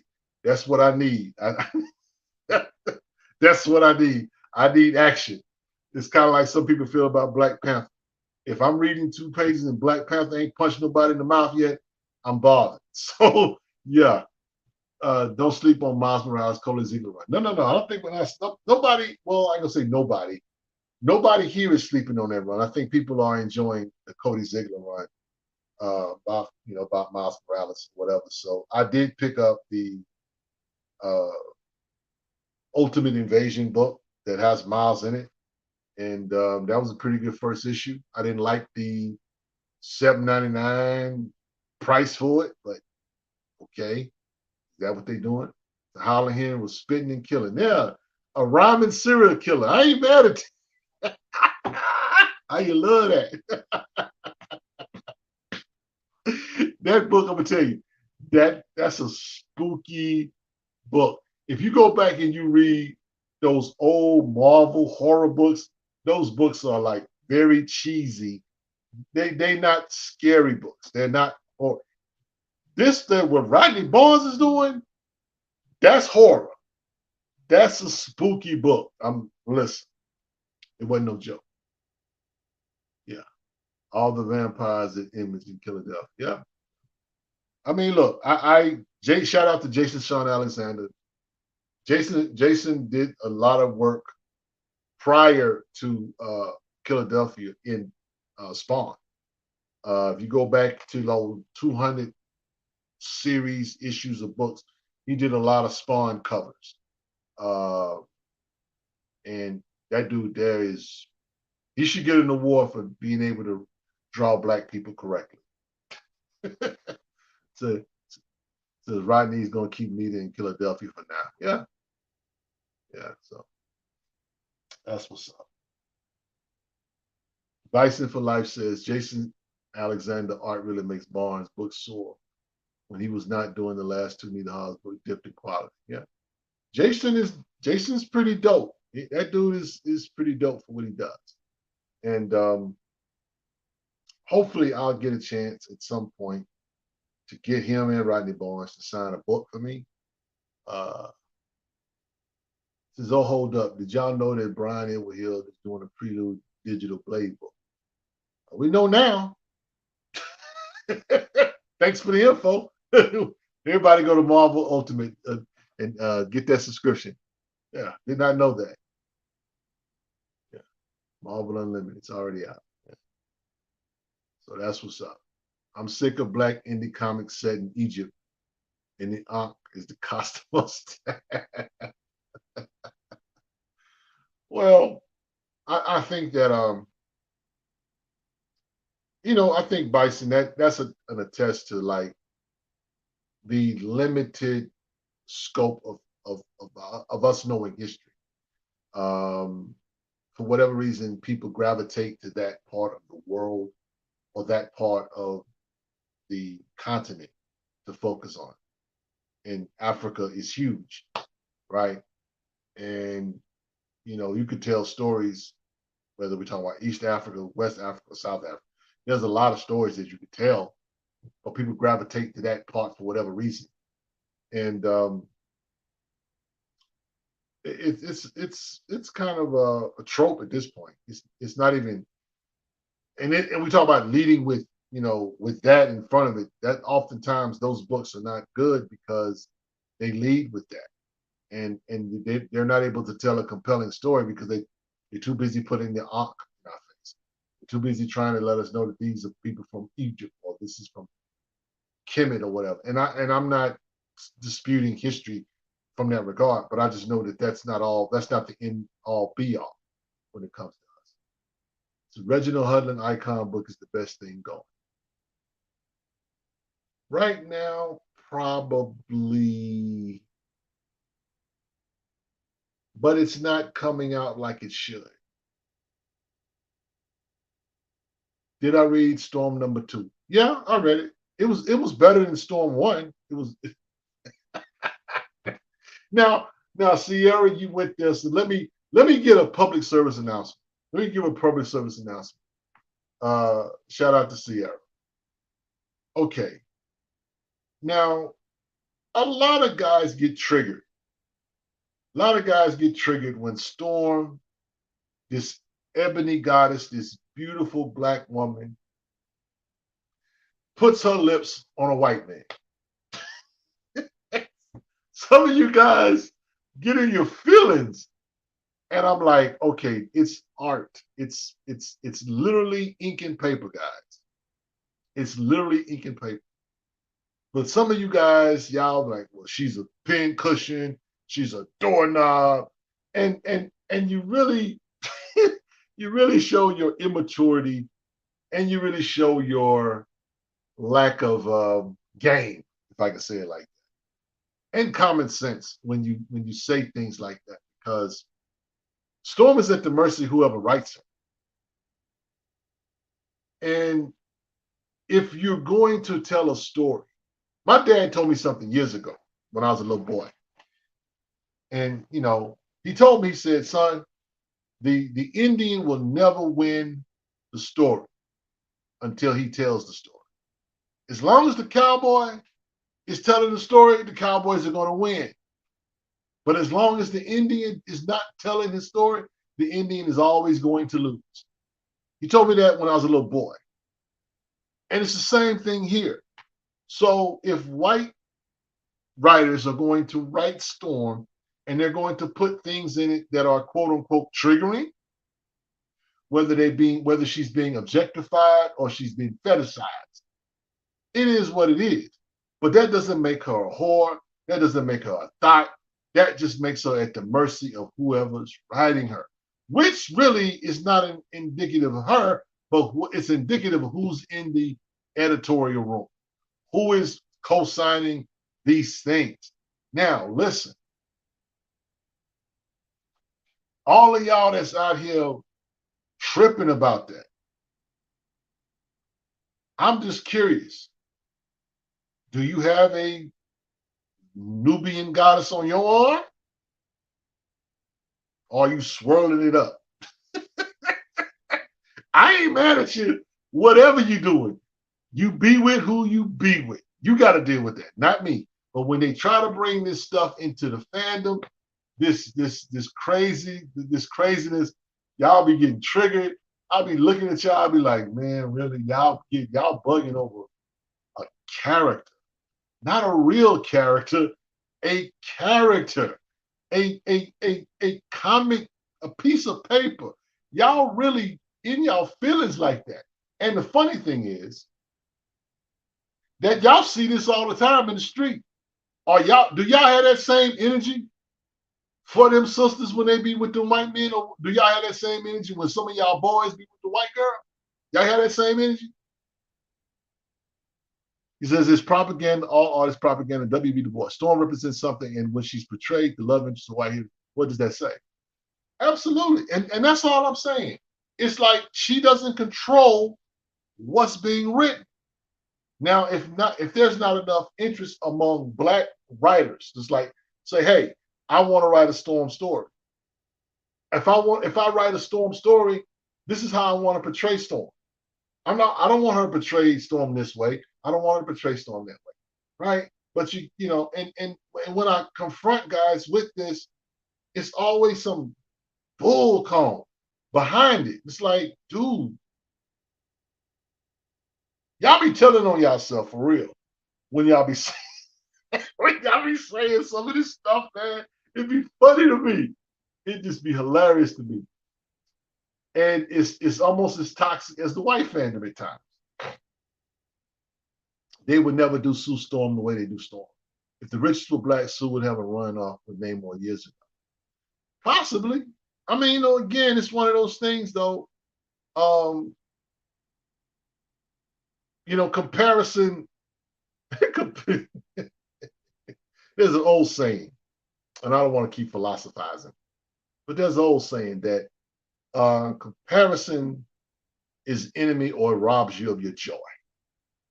If we're always looking at how they portray this character over here to this character over here, we miss what we're really supposed to get out of this character over here. And again, these are stories. These are stories. See, listen, here's the thing about Storm.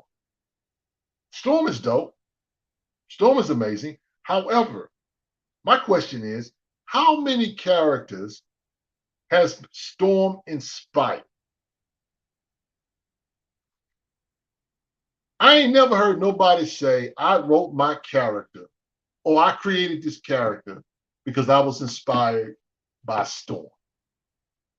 So when I see a lot of guys or gals that say, Storm's my girl or whatever, I hear you say that, but I'm part of me doesn't believe you because it's not until she does something that's contrary that people got something to say. No one has nothing good to say when she's doing some things. I brought up earlier that she's getting ready to be really this Fall of X book that's getting ready to come out. There's going to be a clash between her and Genesis. That's going to be amazing. That's going to be amazing. But you know what? A lot of y'all, and I got my Herschel hat on with this one, a lot of y'all not even going to buy the book. You're going to be here asking me how it is. That's what y'all going to do. Instead of going out and buying the book, pre-ordering the book like we asking you to. That's what's going to happen. So it's like, man, we can't win because at the end of the day, if we don't support our characters, we can't control the narrative if we don't buy the books. If we don't show the interest, if we have interest, if we're not tweeting and Marvel and telling them, hey, I'm getting tired of y'all writing Storm like this. You got to say something. You got to call out the editors in the room.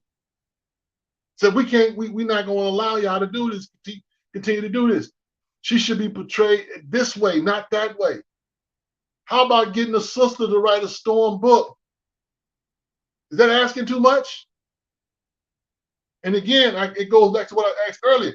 How many characters have these creators that are out here trying to peddle their books? How many of those characters were inspired by Storm or Aurora Monroe? So that's where the rubber meets the road. You can tell me that you team Storm, but if you're not really invested like that, which means that you buy the books. I had a conversation with one of my boys yesterday. We were talking about this. It's a sad situation. People are not buying books like they used to. Black comic book heads are not buying Storm books. It's amazing. It's like, okay. And I'm not saying you should buy everything because everything is out here that's out here is not good. I will be the first to admit that. It is a lot of trash on the rack. I am not going to run from that. That is just the truth. I don't want you breaking your money and breaking your budget buying books that are going to sit in your long box and be no better off than they were at the 25 or 50-cent bin. You want quality in your long boxes. You want quality in your short boxes. You don't want to make a recommendation. If I recommend a book, it's because I believe in that book. It has nothing to do with I just like the character. Because if it had to be about I like the character, y'all would get literally every Sunday me recommending a Black Lightning book. If it was all about my favorite character. I can't do that. I have to be somewhat objective. Because it's like, okay, I spend my money on this. I'm comfortable saying, you know what, you can go spend your money on it. It's gonna be a good book. So first, the editor has to be willing to hear the pitch. That has always been the issue. And C. Cole, you are 100% right. That is the truth. They got to be willing to hear the pitch. And again, if they won't hear the pitch, what's the alternative? In my opinion, The alternative is simply creating a new character at a new space. She may not get the villain of that storm or whatever, but you know what? She was inspired by. There was a book. Shout out to Imani. I'm gonna say this and I'm gonna get out of here. Imani recommended one of the best recommendations I ever got from a comic head, a fellow comic head, was the book Infinitum by Tim Fielder. And Imani talked about this book for a while before I actually went out and got it. And so one day I think I was just trying to find something different and new to read. I said, you know what? Imani's been talking about this book. Let me go check this book out. I read this book, and I'll be honest, I have not been the same since I read that book. Since I read Infinitum by Tim Fielder. And I came away with it from saying, this is really what Black comic book heads should be reading and should be consuming.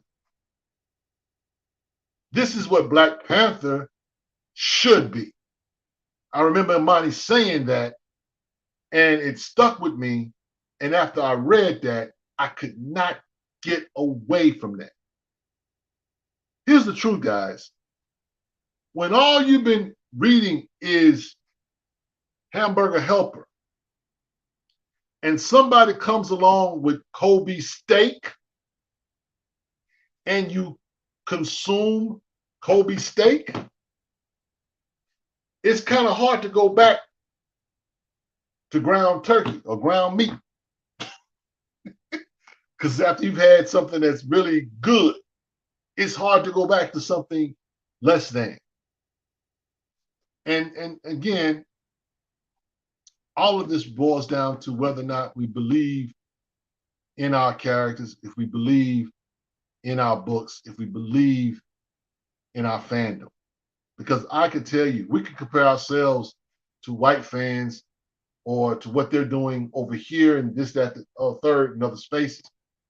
I don't even look at the stuff because I recognize that we are a small niche, but we could be so mighty in that small niche if we're willing to just believe in it and we're willing to make the investment in it and hold not only the creators accountable, but hold the consumers accountable. Understand that the customer is always right. That's a big thing. That's one of the biggest problems in Marvel right now in DC is that they don't listen to their customers. You know, we could tell them, hey, look, we need y'all to write Storm different. C. Cole made the point. Will he even listen? You got to keep banging. You got to keep banging. We got to be like, Sam Wilson. You can't win if you don't fight. We got to keep demanding these books, or we got to keep demanding excellence out of these characters and these stories, because we want books to be able to cross over. The true test of a human story is the ability to cross over. You know why Lord of the Rings is such a dope IP or such a dope universe? It's 100% European. It's 100%, it is white as the day is long. But the reason why a lot of us dig Lord of the Rings is because the story is just amazing. That's it. That's it. We don't have to put black folks. I don't need to see a black fairy. I don't need to see a black elf. I just need the story to be dope. I don't feel when Rings of Power came out with Amazon or whatever, and they had the black characters in it, it was cool. But my chest didn't get swole all of a sudden. No. The story's got to be amazing. At the end of the day, it's all about story. It's all about story. Infinitum is an incredible. Gordon Mahan says Infinitum is incredible and enjoyable read. Yes. Yes, it is. I mean, like if you've read that, it's hard to like, you look at that and be like, man, I'm gonna go back over here and I'm gonna read It's kind of hard, bro. That dude broke the mold. I don't think people realize how good that man. That book was good. That book was good. That book is what a comic book should be. A page turner. I literally picked that book up and could not put it down. Cornelius says, "Well, I don't mean tell me, Cornelius, help me out here. Help me out, my brother. Help me out. You know, I said it earlier. Am I wrong? Am I tripping? You know, help me out here, bro. Because again, I'm just trying to report the news. Don't shoot the messenger. That's all I'm saying. Um, yeah, there's a lot of work for us in the comic book community to do, and we can do a better job supporting artists and things of that nature. Which is why here at Black Comic Lords, we tell you guys pre-order your books. We tell you guys to, whoever your favorite creators, when you stock them online or whatever, let them know that that you bought their book, that you're watching them, that you appreciate the work they do, because it matters. So any thought on Sirens of the City coming out this week? No, not really, Philly Born. I'm not 100% familiar with that, to be honest. Man, a lot of stuff is on my radar. A lot of stuff is not. I'm not going to tell you I buy every book. I don't. Generally, you know, I may buy on a week to week basis between 10, 15 books. Sometimes less than that. But somebody sometimes I give out recommendations, but I need people to recommend stuff to me too as well. You know what I'm saying? The question is, why haven't we seen Al Simmons' face anymore in the latest Spawn comic books?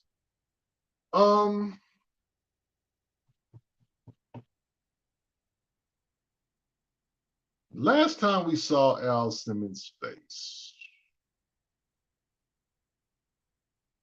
maybe around issue 315, 320. I'm not sure. He's in the middle of a war right now. So while we haven't seen his face in a while, I can't say. It has been a while since we've seen his face or whatever, but he's been doing a lot of the Spawn book has been very action packed. Matter of fact, all the books really have, especially the Scorch and the Spawn book themselves, because he's in the middle of a war right now. But I really can't say that. I really don't know why, Austin. Been a minute. It's been a minute. He talked with Terry Fitzgerald, his friend, at one point, and Terry was running around with. I don't know if he was running around with. I don't know if he was running around with Sam and Twitch or what, but it had been a minute since the two of them talked. But I do recall a conversation that they had. It was his face. He was matter of fact, he didn't have his Spawn uniform on at all. So yeah. Frustrated says, okay. Bison says, you do a great job. I look forward to your show on Sunday. Appreciate it, Bison. I mean, thank you. Thank you very much. It means a lot. I just try to do what I can to boost the fandom and, try to find some humor in it and try to, put you guys up on stuff. Hopefully you guys, at the same time, you guys put me up on stuff too. So it helps me just as much as I try to help y'all. It's therapeutic. Frustrated says there hasn't been a story told that is needed for him to show, for his face to be shown. Yeah, that could be definitely a part of it as well. Going back to Spawn being a character that's not recognized as Black, some people hold to that thought that the reason why we don't see his face was they don't want nobody to know that he is Black. And so, I'm kind of like here nor there with that. From the standpoint that I know the character's Black, I know the history, so we talk about this all the time. Have you read the books? A lot of times people don't know because they hadn't read the comics or whatever. And that story has been told for over 340 issues. So there's a lot in those stories. I myself personally, I'm enjoying this Spawn, this modern Spawn, but I'm an old head. I enjoyed the first like 30, 40, 50 issues of Spawn. That stuff is amazing.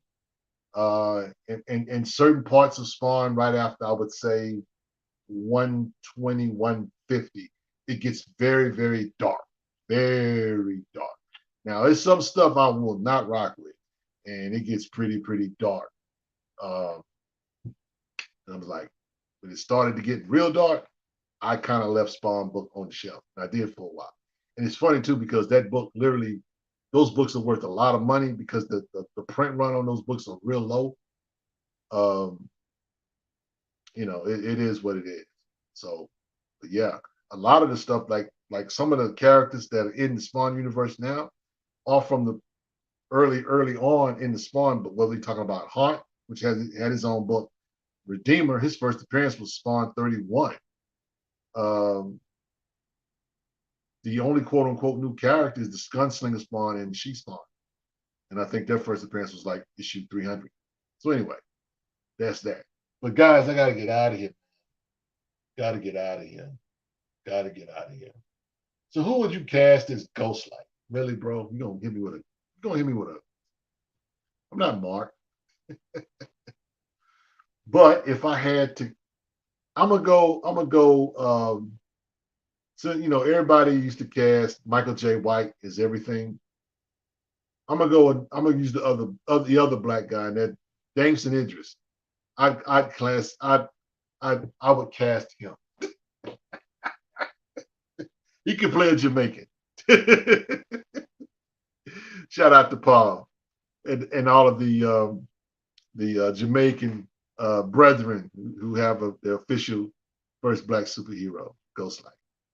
So anyway, guys, I got to get out of here, man. We're over 2 hours in, so I hope you guys got something out of the show tonight. We gotta close on out. But before we go, I want to just remind you that we have our reoccurring lives Monday night. No, how am I going?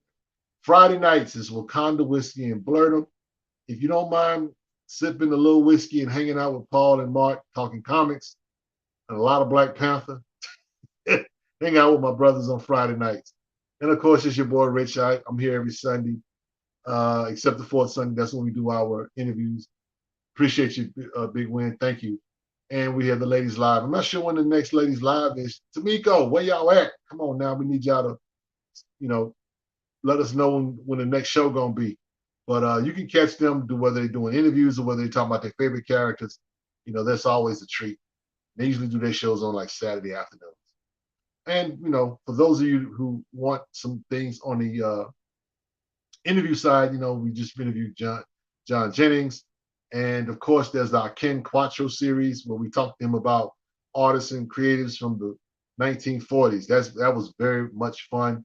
And we talked a lot about Independence Tonight too. Lonzo Starr from Concrete, Dia Jai, Old Kingdom Come. That was fun. Patrick Foreman. Shout out to those guys in Black Cotton. So we got a lot of specials and things that we've done over the past several months.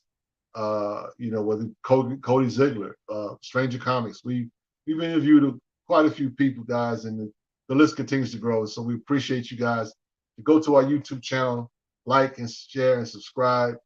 And if you're feeling,